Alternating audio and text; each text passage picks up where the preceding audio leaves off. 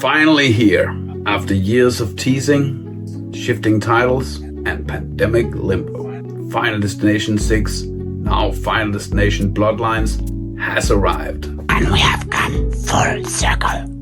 Back in Season 1, we talked about the original 5 Final Destination films.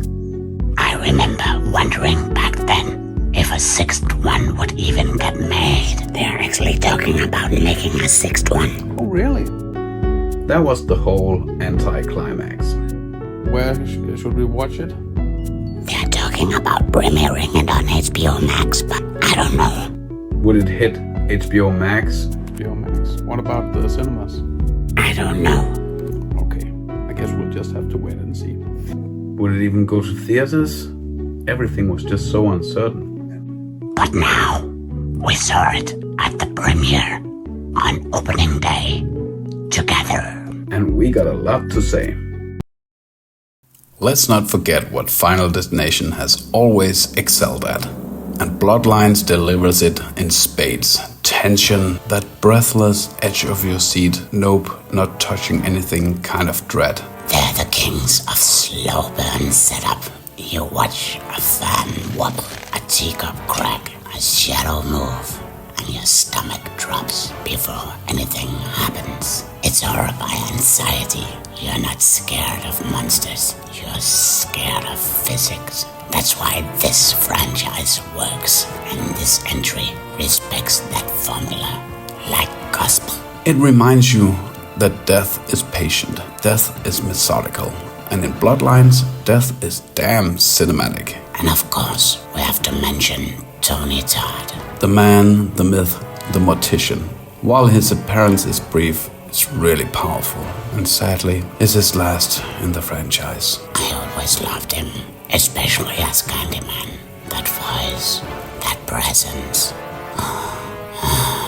A true horror icon. And yes, dear audience, we're covering the Candyman trilogy very soon. Let's talk about a personal favorite. I used to play the Until Dawn game obsessively on PlayStation with my buddy Kim. We'd take turns making choices, yelling at each other over who let who die. So when the film adaptation dropped, I was nervous. But they did it. They pulled it off. This isn't just a lazy video game movie. It's a love letter to slasher tropes with smart twists. And yes, actual tension. The way they translated game mechanics into cinema, brilliant. They should have felt gimmicky. Decision path, character fate mechanics end up feeling like pure suspense. Ah, that cinematography, gorgeous. Fog, flickering lights in a cold mountain air. And the kills, straight out of a Friday the 13th wettest dream.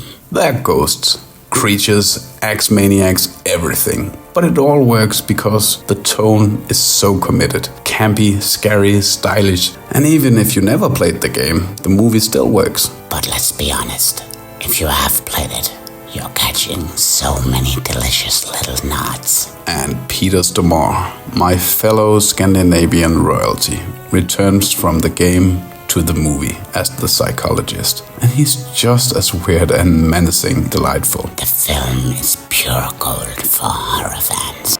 And that wraps tonight's trip through Bloodlines, Vendigos, and Cinematic Resurrection. From Final Destination's certain doom to the game terror of Until Dawn. Horror is alive and screaming in 2025. If this is the future of horror, then let us stay that a little longer, just so we can keep watching. We laughed, we gasped, we rebound, and welcomed new nightmares. And the best part, we're just getting started. Next up, we summon the bees. Candyman is calling. Until then, keep your films filthy and your tapes rewound and your curses closed. I'm Necromia, your nightmare nurse. And I'm Soren, your magnetic medium. Stay possessed.